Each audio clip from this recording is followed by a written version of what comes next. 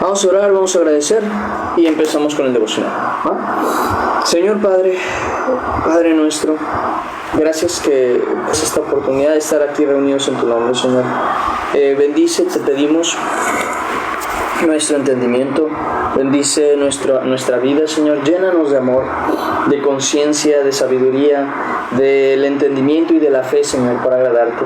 Te pedimos, Señor, que nos llenes de la plenitud de Cristo en su totalidad, para ser conforme a lo que tú quieres que seamos, Padre. Te lo pedimos en el nombre de Cristo Jesús. Amén y amén. Pues muy bien, vamos a empezar. Como dije, esto está en el segundo libro de Reyes, capítulo 3, versículo 13 hasta el versículo 27. Eso es lo que vamos a estar viendo el día de hoy. Dice la palabra de Dios de la siguiente manera. Entonces, Eliseo dijo al rey de Israel. Acuérdense que para este momento estaban los tres reyes de ese momento, que era el rey de Israel, el rey de Judá, el rey de Edom. Eran los tres reyes que estaban reunidos en el desierto para pelear contra el rey, contra los de Moab principalmente. Llegan entonces, el rey de Judá dice, no hay un profeta por aquí en quien podamos consultar a Jehová, dice él. Entonces dice que estaba Eliseo, ¿no? Entonces entramos en esta parte. Dice, entonces Eliseo dijo al rey de Israel: ¿qué tengo yo contigo? Ve a los profetas de tu padre y a los profetas de tu madre. Y el rey de Israel le respondió: no, porque Jehová ha reunido a estos tres reyes para entregarlos en manos de los moabitas. Esta parte, perdón que me da un poco de risa, pero me recuerda mucho al versículo que dice, está en Proverbios capítulo 19, versículo 3. Proverbios 19:3. Es un versículo que se me hace curioso porque es verdad. Lo he visto ya en varias ocasiones. O sea, es verdad, pero más que verdad es algo muy común. Ese creo que sería la forma de expresarlo. Es algo muy común. En el capítulo 19, versículo 3, dice: la insensatez del hombre tuerce su camino, y luego contra Jehová se irrita su corazón. Y esto me da gracia porque es verdad justamente lo que está pasando aquí. Tiempo antes ellos estaban dirigiéndose y preguntaron por dónde vamos. Y dijeron por el camino del desierto. Sucede que se quedan sin agua. Todo esto es a consecuencia de sus malas decisiones. Y al final él dice, no, es que Dios ha reunido a estos tres reyes para entregarlos en manos de los de Moab. Es culpa de Dios, ¿no? Prácticamente. Fíjense, primero que nada, la arrogancia del hombre, del rey de Israel. Y segundo, pues la insensatez de los mismos, que los lleva ¿a qué? A culpar a Dios. Y esto es algo que nosotros tenemos que entender. Muchas veces las consecuencias de nuestros actos no son meramente, aunque Dios las permite, culpa de Dios, sino pues nuestra insensatez, el hecho de actuar incorrectamente. Luego me ha tocado ver parejas que dicen, es que ¿por qué Dios no dejó que esto funcionara? Y yo digo, a ver, empezaron a los 2 meses a andar, anduvieron como 3 años, y para acabarlo en los 3 años estuvieron pecando. Todavía esperabas que Dios actuara rectamente si el muchacho o la muchacha con la que estabas ni siquiera era creyente, no leían, no oraban, no se acercaban, no buscaban a Dios, juntamente no se ayudaban espiritualmente para que el otro estuviera fortalecido en la fe. Ninguno de los dos se amaba realmente porque hacían cosas indebidas. Cuando el amor no hace nada indebido, normal que fallara. O sea, raro se me hace que Dios a veces hiciera que durara tanto tiempo, para que se arrepintieran, para que cambiaran, para que justamente Dios restaurara su relación y permitiera que esas cosas avanzaran, pero no lo hicieron. ¿Por qué? Porque nunca quisieron escuchar a Dios. Entonces la insensatez del hombre, de las personas, muchas veces tuerce su camino, los hace errar, los hace equivocarse. ¿Y qué pasa? Luego contra Dios se enojan cuando las cosas no funcionan. Es que, Señor, tú me pusiste a esta persona, ¿y quién te dijo que esa persona te la puso Dios para que anduvieras con él o con ella? Son cosas que a veces pasan en ese tipo de situaciones, ¿no? Que me metí a un trabajo y cómo aborrezco este trabajo. Dios te dijo que te metieras en ese trabajo, o tú en tu insensatez estuviste acelerándote para buscar lo que sonara mejor y te metiste en problemas. Esa es la pregunta. O sea, ¿realmente ha sido culpa de Dios todo lo que te ha sucedido, o ha sido tu culpa que ha sucedido algo, y en vez de ponerte arrogante delante de Dios a decirle, Señor, es que tú mira lo que estás permitiendo, decirle, Señor, perdóname, si algo de lo que hice me hizo estar en este problema, sácame de ahí? Es una cosa muy diferente. Eso en primer lugar. En segundo lugar, el hecho de lo mismo que está diciendo este hombre. Antes, cuando no estoy yo, te diriges a otras cosas, andas viendo tu horóscopo, andas preguntándole no sé quién, andas preguntando por tu destino y que con qué pareja te vas a quedar y que no sé qué. Y dice, mejor vete con esas cosas, ¿para qué vienes con Dios? Pero aún así, con su arrogancia, pues se pone en esa disposición. Y miren, aquí entra una cuestión o una cosa muy importante, y es las amistades con las que te juntas. Qué tan bueno o qué tan malo es que muchas veces tengas amistades verdaderamente entregadas a Dios, no para beneficio propio, no para beneficio externo, o sea, de aquella persona, sino para beneficio propio, incluso en muchas ocasiones. Primero que nada, una persona que tiene una amistad en Cristo, una verdadera amistad en Cristo, siempre va a tener una persona que los esté más o menos volviendo a tratar de guiar al camino. Que no te puede obligar ciertamente, pero sí va a estar muy insistente en que vuelvas al camino de la fe, en que dejes el pecado, en que hagas lo que es correcto. Vas a tener esa ayuda, y en muchas ocasiones, gracias a la bendición de esa persona, también tú vas a ser bendecido. ¿Por qué? Os doy un ejemplo. Pablo, cuando estaba encarcelado, bueno, más bien estaba preso, y estaba siendo llevado a Roma, iban en lo que viene siendo el barco, y el barco naufragó, y el barco quedó totalmente a la deriva, sin luz, sin sol, en tormenta y sin estrellas, que para ese tiempo, no sé si recuerdan o no se sabían, pero las estrellas eran las que servían de guía. O sea, ellos sabían hacia dónde se dirigían cuando veían las estrellas, pero al estar la tormenta, las nubes y la oscuridad, simple y sencillamente no tenían manera de dirigirse a ningún otro lugar. Y ahí había asesinos, había rateros, había malhechores, había soldados que seguramente entre ellos algunos muy probablemente eran exhortadores o abusadores de su poder.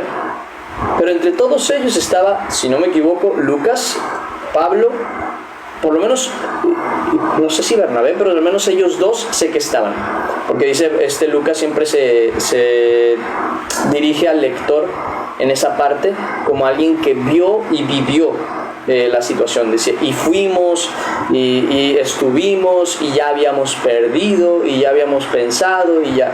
O sea, era algo muy personal dentro de la lectura. Entonces él estaba ahí, era Lucas y Pablo, dos siervos de Dios, dos amados de Cristo.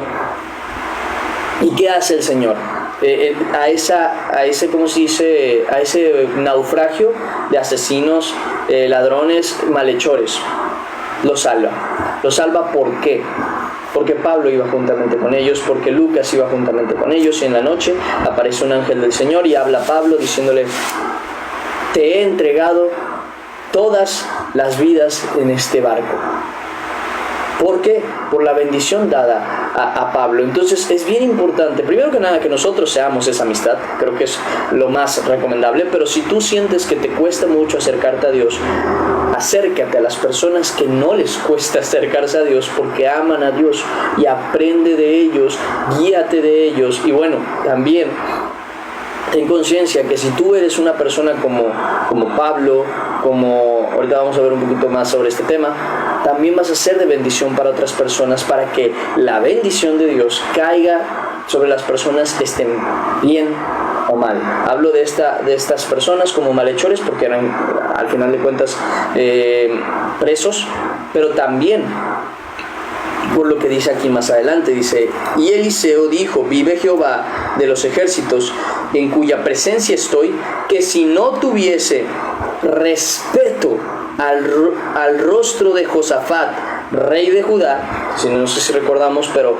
los reyes de Judá, algunos de ellos sí cumplían los mandamientos del Señor y guardaban la verdad, y por eso mismo es que Josafat era uno justamente de ellos, que el mismo Eliseo dice, si no fuera porque tú vienes juntamente con Josafat, ni siquiera te hubiera atendido.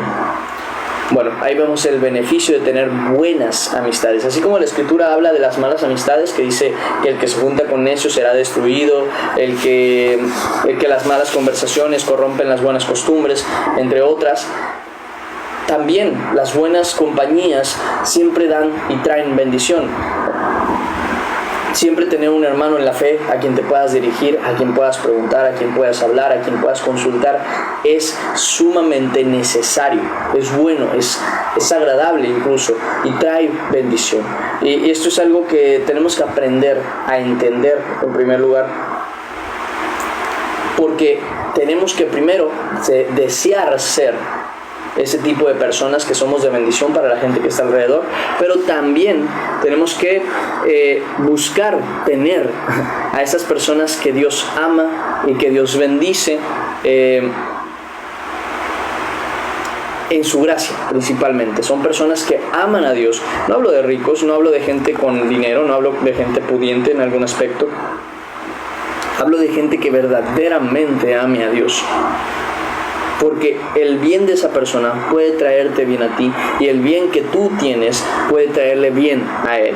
Entonces, es bien importante tratar de ser ese tipo de personas y también tener ese tipo de amistades. Lo veíamos, incluso lo vemos en la Escritura, cuando dice que el que se junta con sabios, sabio será. Y si tú te juntas con cristianos verdaderos, también te volverás una persona que ame a Dios como es debido.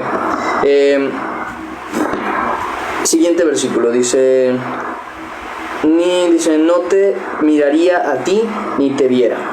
Luego dice, mas ahora traedme un tañedor.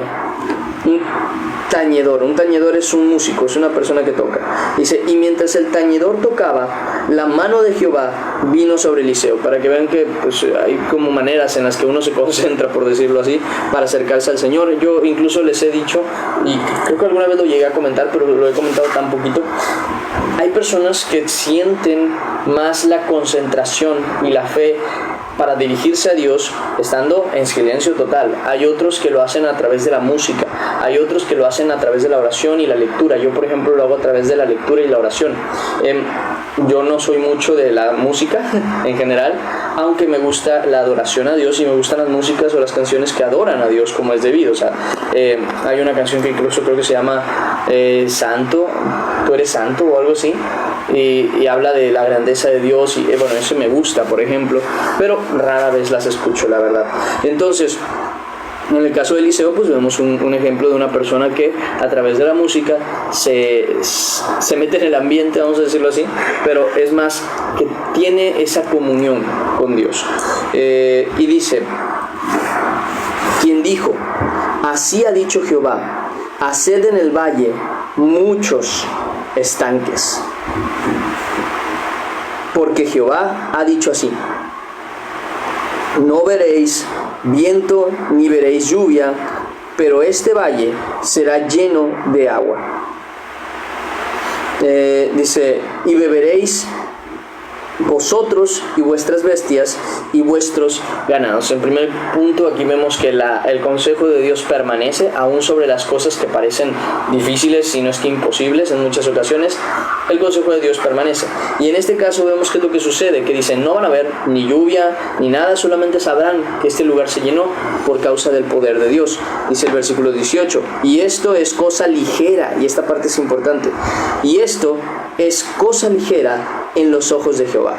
Entregará también a los moabitas en vuestras manos. Y esto es algo que nosotros tenemos que entender. Para Dios no hay nada imposible. Es así de simple. Para Dios no hay nada ni difícil ni imposible. Y esto lo vemos desde Jeremías, desde Génesis, incluso hasta Apocalipsis. Vamos a lo que viene siendo Génesis para que vean el primer texto que justamente lo llega a mencionar. Génesis capítulo 18, versículo 14.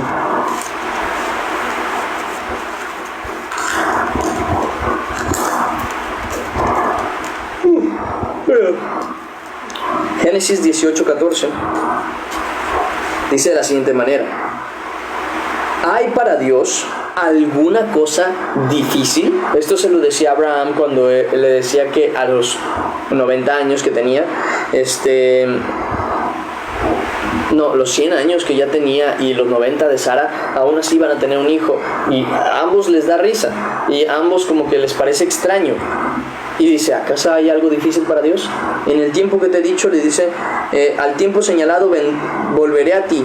Y según el tiempo de la vida, Sara tendrá un hijo. Entonces, esto se lo decía a Sara porque justamente descubrió que se estaba riendo en su corazón. Entonces, la pregunta aquí es la misma. ¿Hay para Dios acaso alguna cosa que sea difícil? Vemos en Jeremías capítulo 32 versículo 27. Jeremías capítulo 32. Salmos, Ezequiel, ya me pasé. Jeremías, Jeremías capítulo 32 versículo 27. Oh Señor Jehová, se dirige Jeremías a Dios. Dice, he aquí, versículo 27, dice el Señor, he aquí, yo soy Jehová, Dios de toda carne. ¿Habrá algo que sea difícil para mí?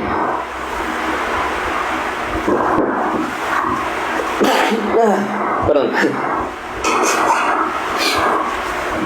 Aquí hace el Señor una pregunta que creo que tiene una obvia respuesta. Dice él, soy el Señor, soy el Dios de toda carne. ¿Hay alguna cosa que sea difícil para mí? La respuesta es, no hay nada. ¿Hay algo imposible para Dios? Desde Lucas capítulo 1, versículo 37, lo viene reafirmando la palabra. Lucas capítulo 1, versículo 37, perdón. Capítulo 1, 37.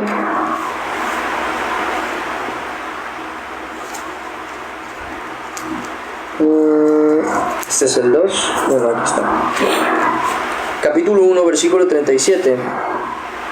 Dice el Señor, porque nada, vuelvo a repetir esa palabra, nada hay imposible para Dios.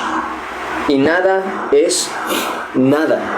Nada hay imposible para Dios. Lucas 18:27 lo vuelve a reafirmar. Lucas 18:27 dice, lo que es imposible para los hombres es posible para Dios. Mateo 19:26 también lo llega a reafirmar diciendo, ¿es el Marcos? Mateo 19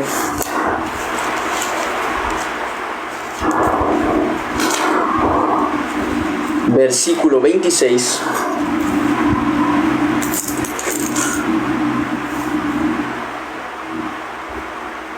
Para los hombres, dice, esto es imposible, mas para Dios todo es posible. Y si sabemos que todo es posible para Dios, es normal que el Señor nos diga, un segundo. ¿Un minuto?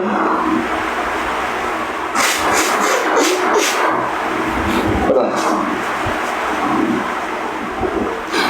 Si sabemos que nada es imposible para Dios, es bastante normal que el Señor luego nos diga que lo que pidamos delante de Dios, creamos que lo hemos ya recibido y nos vendrá, dando esa enseñanza desde el comienzo.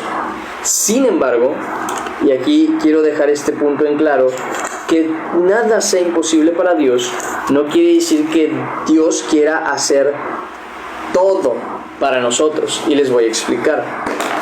Si vamos al Evangelio según San Marcos, capítulo 14, versículo 36.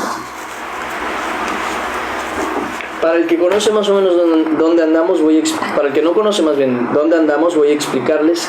Aquí en Marcos, en el capítulo 14, es cuando Jesús viene a orar al Monte de los Olivos y empieza a rogar a Dios por la cuestión de lo que iba a vivir, como el Señor estaba a punto de sufrir una muerte atroz en la cruz y cómo iba a sufrir por los pecados del hombre. Y en el capítulo 14, versículo 36, él ora al Padre diciendo de la siguiente manera: Abba, Padre, todas las cosas son posibles para ti. En otras palabras, no hay imposible para ti, pero dice, aparta de mí esta copa. Dice, mas no lo que yo digo, mas no lo que yo quiero, sino lo que tú. Que nada haya imposible para Dios no quita que todo sea su voluntad. En muchas ocasiones, algunas cosas que queremos nosotros con el alma y pedimos y rogamos, no son la voluntad de Dios. Y no van a ser hechas porque simple y sencillamente no son la voluntad de Dios. Y nosotros tenemos que sujetarnos a su voluntad. Esto quita el creer con fe que realmente no vamos a conseguir nada y que siempre se va a hacer la voluntad del Señor. Pues siempre se va a hacer la voluntad del Señor, pero muchas veces la voluntad del Señor va a concordar con la nuestra. Así que sí, hay que seguir pidiendo y hay que seguir creyendo en el Señor, que lo que le pedimos nos vendrá, mientras cumplamos las características que ya anteriormente hemos visto en otras ocasiones, como que la petición no sea de manera egoísta, no sea para nuestros propios deleites, no sea motivo de perdición o incluso de tropiezo, como en algunas ocasiones podría llegarlo a ser el dinero, como lo podría llegar a ser el trabajo, como lo podría llegar a ser la pareja, como lo podría llegar a ser, no sé, incluso algún hobby en especial. Hace poquito me preguntaba una persona sobre el modelaje y le digo, mira, el modelaje es peligroso, le digo, porque para una cristiana, sobre todo para una cristiana, incluso también para un cristiano, es peligroso ser modelo. No porque el modelaje tenga algo de malo, al contrario, yo soy muy insistente en que necesitamos gente que no solo modele, sino que también cree ropa para cristianas y para cristianos, que al final de cuentas sean, pues sí, lo que deben de ser, ¿no? Una verdadera ropa de cristianos. Y es necesario que la persona lo modele. ¿Por qué? Porque es de mucha ayuda. Cuando nos ha tocado a mí y a esta Naomi, en el caso de nuestra moderadora, buscar ropa, generalmente lo que te aparece en la imagen pues es una cosa y lo que llega es otra totalmente diferente. Y lo que nos ha ayudado mucho es cuando los productos tienen comentarios. En esos comentarios aparecen personas utilizando la ropa, porque eso te deja ver cómo se ve el vestuario en una persona que no está retocada por Photoshop y cosas por el estilo. Y eso da una idea más general de cómo se va a ver una persona con la ropa misma, como que tienes una idea más clara de lo que va a verse o de lo que no se va a ver en este mismo tipo de situaciones. Y por lo mismo, yo siempre lo he dicho que es de mucha bendición cuando la persona dice, bueno, me voy a tomar la foto y voy a mostrar cómo se ve el vestido, la camisa, el pantalón, lo que sea. Ahora bien, aquí es donde yo digo que tienen que tener mucho cuidado. Yo no veo necesario que se muestre la cara, lo veo a veces innecesario, pero el detalle aquí está no solo en la cara, porque la cara creo que va dando lo mismo, sino en la vestimenta. Es bien complicado a veces que el modelaje sea algo bueno cuando la vestimenta te obliga a verte como una no creyente. Entonces, por eso mismo yo soy muy cuidadoso al recomendar que una persona trabaje de alguna cosa en especial. Y en este caso, por ejemplo, único trabajo que a mí no me parece para nada y que al menos digo que tiene demasiadas trabas si se quiere hacer, es el trabajo de actuación. Porque o tienes que aceptar puros papeles en donde eres un soltero, o tienes que estar casado y esa persona con la que estás casada actuar contigo. Porque tú no puedes andar en un papel, por ejemplo, que tiene una pareja, porque aunque no se besen, en la actuación tú ya estás actuando de una manera que no deberías con ninguna persona que no sea tu pareja. Tomas de la cintura, abrazas fuertemente, de una manera en la que abrazan solamente las parejas. Tienes ciertos comportamientos que al final de cuentas no son correctos y dirás, pero es una actuación. Claro, se puede poner 1001 pretextos de profesionalidad para hacer lo que es incorrecto sin culpa, pero no quita que no deje de ser incorrecto. Entonces, creo que la única carrera que a mí no me gusta porque tiene todas esas trabas es la de actuación. Y en el caso del modelaje, como digo, te ves en la necesidad incluso de modelar de manera muy restrictiva, y a menos de que seas una persona exageradamente atractiva, pues no va a pegar mucho el hecho de que te niegues tanto a ciertas vestimentas. Y hay gente que por causa de estos trabajos y de la poca disponibilidad empieza a aceptar o incluso no lee contratos y empieza a obligatoriamente meterse en problemas. ¿Por qué? Porque tiene que empezar a usar ropa muy ajustada, ropa muy mundana, faldas demasiado cortas o cuestiones que las llevan por ejemplo, a tomar fotos de estas personas con vestidos, chores muy cortos o ropas interiores. Entonces, como esto puede suceder mucho más de lo que creen, no es algo recomendable, a menos de que lo hagas por tu propia cuenta y bueno, que Dios te ayude a que suceda y que salga bien, pero es raro. Entonces, si hay algunas cosas que Dios no te va a dar, son las cosas que te van a perjudicar. ¿Por qué? Porque simple y sencillamente Dios busca que tú estés bien y que no te pierdas, no que tú mismo te arruines por el deseo de tu corazón. A lo mejor no te quiere como futbolista porque sabe que la fama te va a traer problemas. Tú no eres una persona que pueda controlar la fama como lo harían otras personas más coherentemente. A lo mejor simple y sencillamente ese trabajo no te conviene porque tú eres un afanado en el trabajo. Tú cuando entras a un trabajo, tú te concentras en el trabajo y tu trabajo se vuelve Dios, de manera que dejas la iglesia, dejas la familia, dejas tu tiempo y dejas tu vida en ese trabajo, y tú piensas que eso es correcto cuando en realidad lo único que estás provocando es idolatría. Y entonces Dios te saca de esos trabajos, te saca de ese lugar para que entiendas y reacciones que lo que estás haciendo no está bien. Entonces no les extrañe que haya ciertas cosas que no entren en la voluntad del Señor, ciertas relaciones que no entran en la voluntad del Señor, ciertas actividades incluso que no entran en la voluntad del Señor. Les doy un ejemplo. Habrá gente que sí puede, habrá gente que no. Habrá gente que sí le sale rentable jugar ciertos tipos de juegos, por ejemplo, y hay gente a la que no. Yo les doy un ejemplo. Justamente hoy estaba revisando mi ¿cómo se le llama? Tu para ti, aquí mismo en TikTok, un poquito antes de empezar el devocional, y me salieron algunas cositas. Por ejemplo, me salió la noticia de este hombre que predicó o que dijo el nombre de Jesús en lo de la FIFA, que ya había mencionado, que incluso creo que se hizo un poquito más de polémica.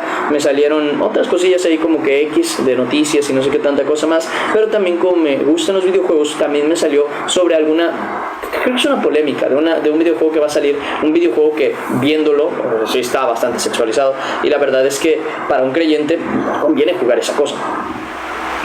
Entonces, ¿a qué voy con esto? Habrá cosas que simplemente no te convienen. Yo doy un ejemplo, que este es un título muy conocido, Bayonetta. A lo mejor no lo conocen ustedes, pero es un juego muy conocido que creo que es de Japón. Y yo nunca lo he jugado, porque creo que se juega en Nintendo o no sé qué es lo que se juega.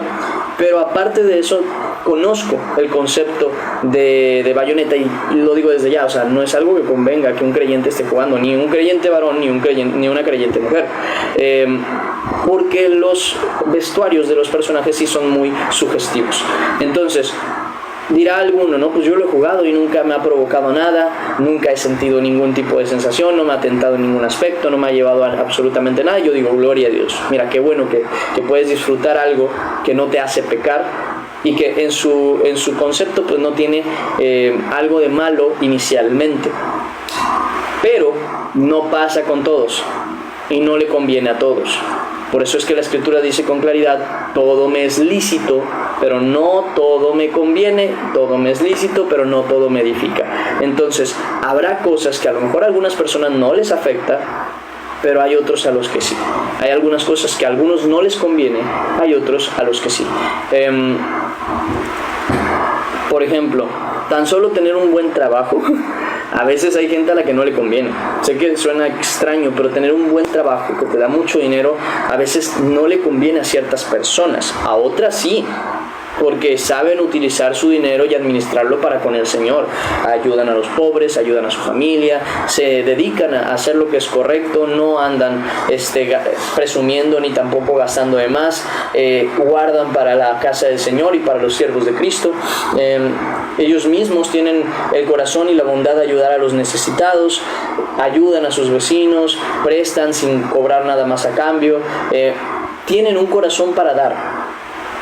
Pero también hay personas que aunque ganen mucho o ganen poco, son bien tacaños y son demasiado avaros.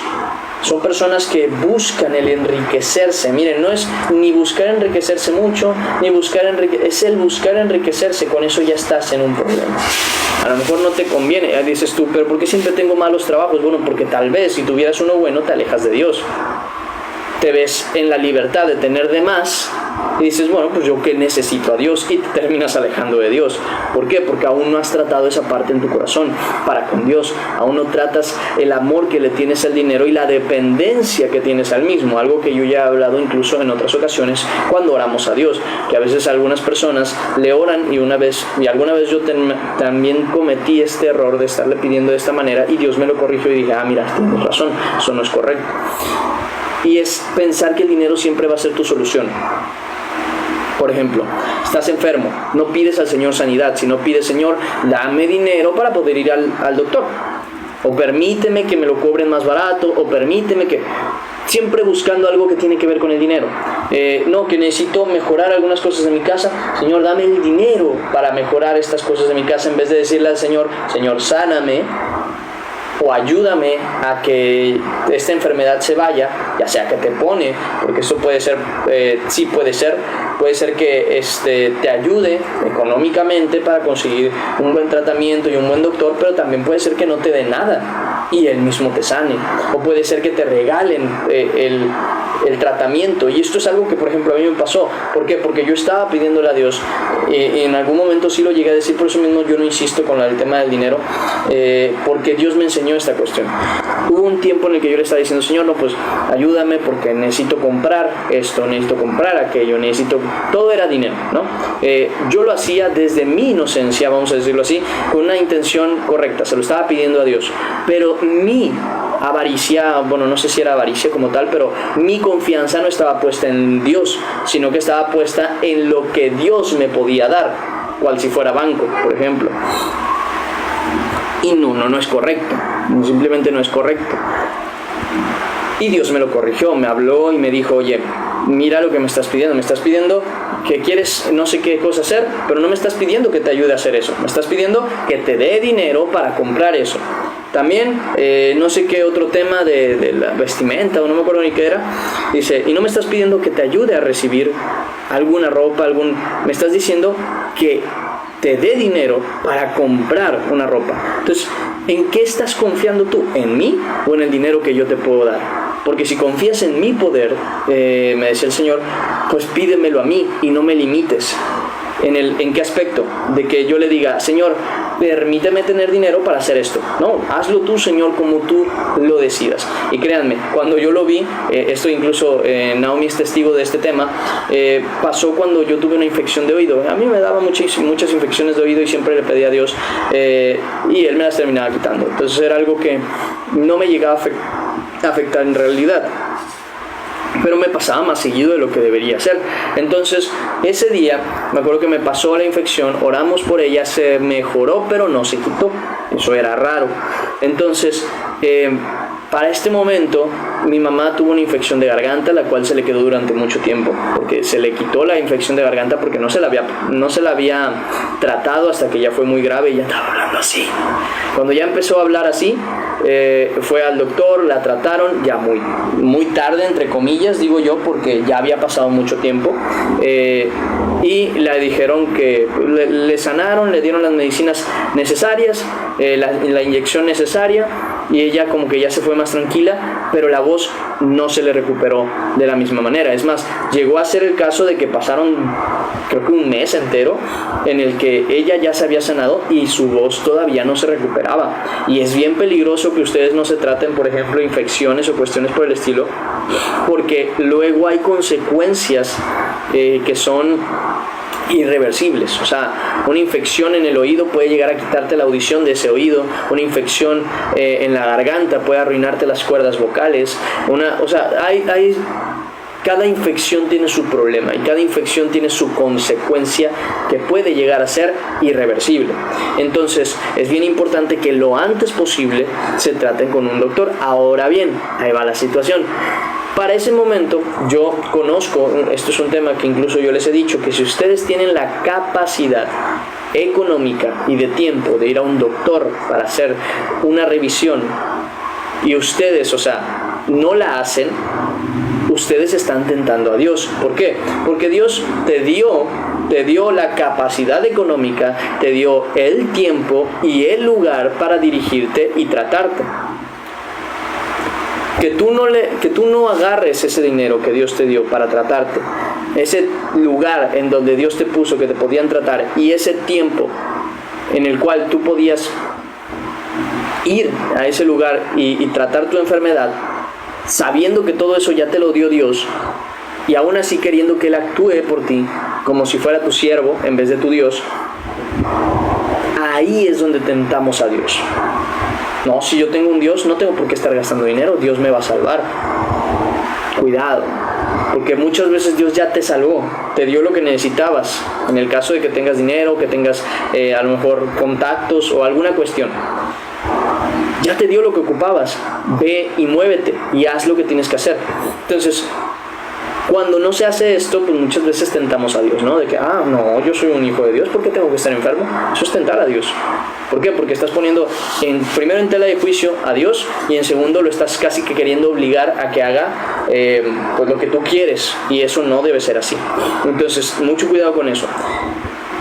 Dios nos da algunas cosas que son necesarias y cuando nos las da, es de Él que nosotros las tomemos y las hagamos. Oye, pero es que necesito, ¿qué pasa? Estoy enfermo, ¿de qué? Tengo sobrepeso. Eso sí es una enfermedad. Tengo sobrepeso, ok. Voy a ir a orar al Señor para que me quite este peso. Ponte a hacer ejercicio, ora. Sí, ora a Dios para que te dé la oportunidad de hacer ejercicio, para que te dé la oportunidad de comer bien, para que te dé la oportunidad de organizarte. Pero ve y haz ejercicio. Primero que nada, porque la fe sin obras es muerta. Tienes que actuar. Y segundo, y más importante, es porque si Dios te dio la capacidad de moverte, es porque Él también te dio la obligación a hacerlo. Y si no lo haces, y si no te cuidas, y si te enfermas, y si no tienes el pertinente cuidado, estás tentando a Dios, porque Dios ya te dio lo que necesitabas para estar bien y no lo has querido hacer por pereza, por negligencia, por lo que sea. En el caso de las enfermedades es más de lo mismo. A veces es por ser tacaños, por ser miedosos del dinero, a veces es por insensatez, por decir no, Dios me va a curar y cuestiones por el estilo. Pero cuando Dios ya te dio las herramientas para hacerlo, tienes que hacerlo. Y en mi caso, Dios ya me venía advirtiendo primero con mi mamá y luego con la esposa del pastor. Resultó ser que también traía una infección y que no me acuerdo con quién estaba hablando, creo que estaba hablando con Naomi. Le dice justamente algo así como de si no te tratas una infección pronto puede llegar a darte problemas permanentes. Y cuando yo escucho eso dije, ya, es la segunda vez que Dios me muestra que es necesario que me trate la infección. Bueno, pues resulta ser que Dios acomodó todo, porque mi petición era sobre la infección, no sobre dinero para la infección, pero dije, ok, voy a ir a un doctor, si tengo la oportunidad, voy a moverme, no voy a atentar más a Dios, siendo que ya me avisó 2 veces que es necesario que me trate. Pues resulta ser que la consulta no me la cobraron, porque en primer lugar, para el que vive aquí en México y tiene farmacias del ahorro por ahí cerca, me vengo a enterar que justamente la consulta no cuesta. Creo que pagué 10 pesos, 10, 20 pesos, no me acuerdo, como propina al doctor, a la doctora que me trató. Pero en primer lugar no cobran. Entonces dije, mira, pues ya me ahorré en primer lugar la consulta. Excelente, porque tampoco traía mucho. Creo que estábamos incluso a finales de quincena. Dije, ok, pues ya me traté. Y no me costó más que 10, 20 pesos. Ahora sigue la medicina, pues habrá que comprarla, habrá que revisar, que Dios me dé la oportunidad para poder comprarla. Bueno, resulta ser que no me cobró ni un peso. ¿Por qué? Porque al final de cuentas, en aquel tiempo, no sé qué pasó, que estábamos hablando con el pastor, llegué a mencionarle lo del oído, y el pastor, Dios movió su corazón para ayudarme con el pago de las medicinas, y yo no le había dicho nada, yo simplemente le dije pues que iba a ir a comprar esas medicinas, y él se detuvo tiempo después, poquito antes de que yo comprara las medicinas, me dice, oye, vamos y te las compro de una vez. Vuelvo a decir, Naomi es testigo de este tema, y vamos. Él compra las medicinas, me las da y se va, tranquilo. Yo, pues gloria a Dios, gracias. Y resulta ser que al final de cuentas, cuando yo, primero que nada, le pedí a Dios, yo no conseguí dinero para poder tratarme, ni tampoco le pedí dinero para poder tratarme, sino que Dios movió las cosas y a las personas para que se diese el milagro sin necesidad de acudir o requerir del dinero para mí. Y ahí yo vi la mano de Dios actuando como debe de ser. ¿Cómo es que la mano de Dios actúa? ¿Cómo es que a Dios le gusta actuar? De manera que tú te des cuenta que es Él el que está actuando. Y muchas veces cuando nosotros andamos erróneamente pidiéndole pues, dinero y este tipo de cosas, no damos ese espacio a Dios. No damos ese espacio a Dios, sino que terminamos teniendo nuestra confianza ¿en qué? En el dinero. Entonces, son cosas que no se deben hacer, sino que debemos aprender a confiar en Dios. En la mano de Dios, en lo que Dios hace, porque tal vez no es la voluntad de Dios que tú empieces a tener más dinero, por ejemplo, para conseguir más cosas, sino que la voluntad de Dios es darte las cosas y se acabó, darte lo que necesitas y se acabó, porque Él quiere mostrar que no fue porque tú tuvieras un buen trabajo, porque tú tuvieras un buen negocio, sino porque Dios es bueno y misericordioso, se acabó. Nada más por eso. La mayoría de mi ropa, yo doy un ejemplo, la mayoría de mi ropa ni siquiera es comprada, es regalada. Y eso quiere decir que no he sido yo el que la ha conseguido, ha sido Dios. Y en muchas ocasiones hay ropa muy buena que yo ni sabía que era ropa buena, sino hasta que me dicen, mira, tiene cierta marca, es de es de esto. Y yo, no tengo idea porque no me ha tocado comprarlas. Entonces, no sé si es una buena marca, no sé si es una marca cara. Ha sido cosas que Dios por misericordia me ha dado. Y me la ha dado sin necesidad de acudir pues, a las riquezas. Ese es un punto importante. Entonces, para Dios no hay nada imposible, pero muchas veces no es la voluntad de Dios que nosotros confiemos en ciertas cosas. O que nosotros pidamos ciertas cosas porque simple y sencillamente no nos convienen. Habrá quien sí, habrá quien tiene y da y regala y no le pesa perder, y Dios le seguirá dando primeramente su gracia. Pero también hay ocasiones en las que no nos conviene, que si nos ponemos a tener mucho dinero, a lo mejor empezamos nosotros en nuestra arrogancia y a sentirnos más seguros y más tranquilos, no porque Dios esté más con nosotros, sino porque nosotros tenemos más dinero. Y eso dice la Escritura que es incluso maldad juzgada. Lo dice en Job, no me acuerdo en qué parte específicamente, pero dice, si me hubiera alegrado porque mis graneros dieron más, o porque mi riqueza se engrandeció o se multiplicó mi riqueza, versículos más abajo dice, eso me sería maldad juzgada. ¿Por qué? Porque he negado al Dios soberano. Es así de simple. O sea, ¿yo tengo dinero? No. ¿Tengo capacidad de hacer esto? No. Pero tengo un Dios soberano que si lo quiere y me lo quiere dar, lo hará. Que si quiere que yo logre algo que en mi capacidad no puedo, lo hará. porque Él es soberano. Entonces mi alegría y mi confianza no está en que yo tenga mucha riqueza o sea pobre, sino en que sea rico para con Dios. Esa es mi confianza. Y entonces cuando yo tenga más, tampoco me alegraré, porque si antes me alcanzaba, hoy también me alcanzará, y si antes no me sobraba, a lo mejor ahora que gano más tampoco me sobre.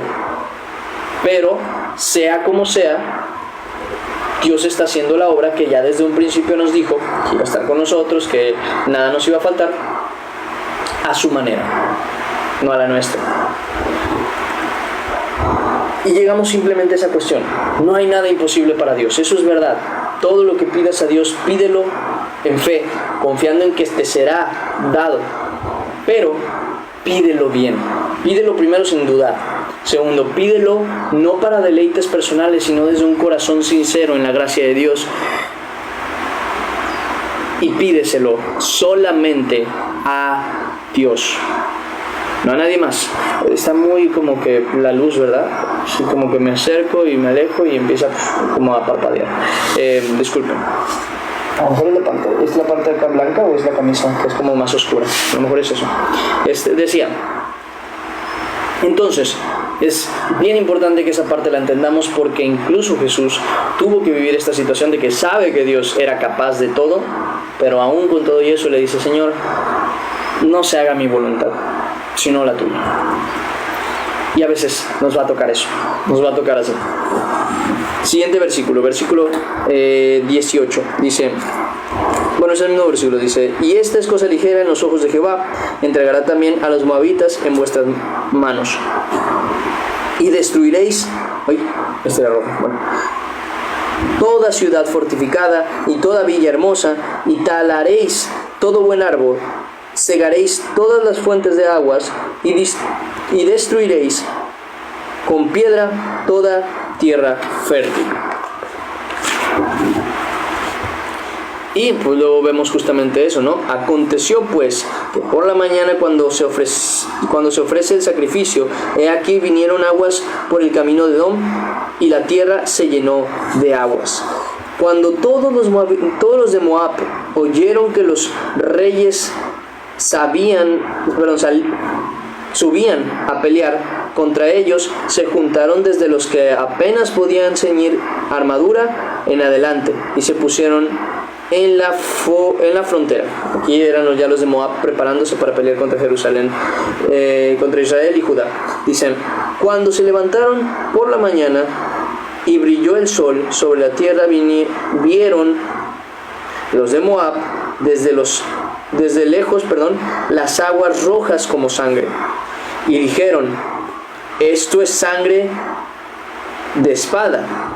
Los reyes se han vuelto uno contra otro, y cada uno ha dado muerte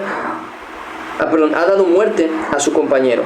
Ahora pues, Moab al botín. Y aquí entra la primera acción de Dios, en donde no fue actuación de los de Israel. No fueron los de Israel que con fortaleza y grandeza se levantaron y vencieron a los. No, fueron engañados. ¿Por qué? Por la maravilla que hizo primero el Señor, y luego ellos mismos creyeron algo que no era, y eso los hizo ir confiados. ¿Y qué pasó un poco más adelante? Dice el versículo siguiente, dice: pero cuando llegaron al campamento de Israel, se levantaron los israelitas y atacaron a los de Moab, los cuales huyeron de delante de ellos. Dice: pero los persiguieron, matando a los de Moab. ¿A causa de qué? De ellos, de su fortaleza, de que Dios había actuado. Que en medio de su necesidad, Dios actuó para que estos, que eran los enemigos de ellos, cayeran, y no cayera el pueblo que había consultado a Dios. Esto a pesar de que el rey de Israel no se merecía ni siquiera consultar a Dios. Pero por la misericordia dada a Josafat, rey de Judá, esto fue posible.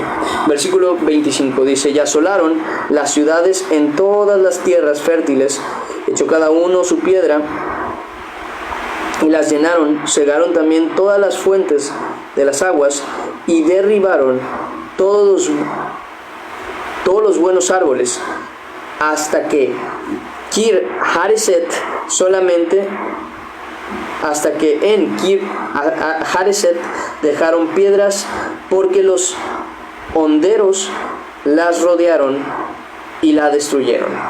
Siguiente versículo dice: cuando el rey de Moab vio que era vencido en batalla, tomó consigo 700 hombres que manejaban espada para atacar al rey de Edom, mas no pudieron. Fíjense, eso es a lo que me refiero.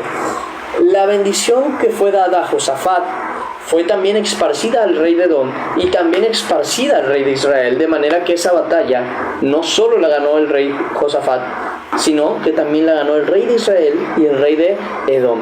Todo por juntarse con una persona que amaba a Dios, de manera que el que dio el consejo para dirigirse a Dios fue el rey de Judá. Fue el que dijo: no hay profeta aquí en donde consultemos a Dios. Y al final de cuentas, como vemos, sí que fue de ayuda ese consejo. Y por eso mismo se le dice desde acá que si no fuera por el respeto que le tienen a Josafat, no se les hubiera profetizado nada ni al rey de Edom ni al rey de Israel. Pero vemos que ni el rey de Edom ni el rey de Israel cayeron. ¿Por qué?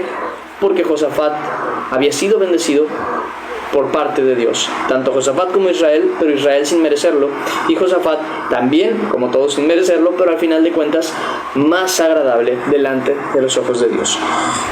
La bendición fue esparcida también a ellos, evitando su muerte, la cual seguramente merecían. Dice el siguiente versículo: entonces arrebató su primogénito, el rey de Moab, dice que había de reinar en su lugar, y lo sacrificó en holocausto sobre el muro. Y hubo grande enojo contra Israel, y se apartaron de él, y se volvieron a su tierra. Y ahí acabó la guerra que ellos tenían. ¿Todo por qué? Por la gracia y poder de Dios. Y ahora sí, terminamos bastante rápido. La verdad es que pensé que incluso nos íbamos a llevar un poco más de tiempo, pero terminamos el devocional del día de hoy. Vamos a orar, vamos a agradecer, vamos a ponernos en manos y en disposición del Señor, y luego de eso les irán mandando los versículos y empiezo a contestar preguntas o dudas que traigan sobre el tema principalmente. Vamos a orar. Padre Celestial, Señor bendito, te damos gracias que hoy nos das esta oportunidad de estar hoy aquí reunidos en tu nombre, Señor, para conocer de tu palabra, para conocer de lo que te es agradable, Señor. Gracias te damos de corazón por todo lo que nos has enseñado y por todo el amor con el que nos has cuidado, Señor. Permítenos actuar en tu verdad e ir encaminados en lo que a ti te agrada.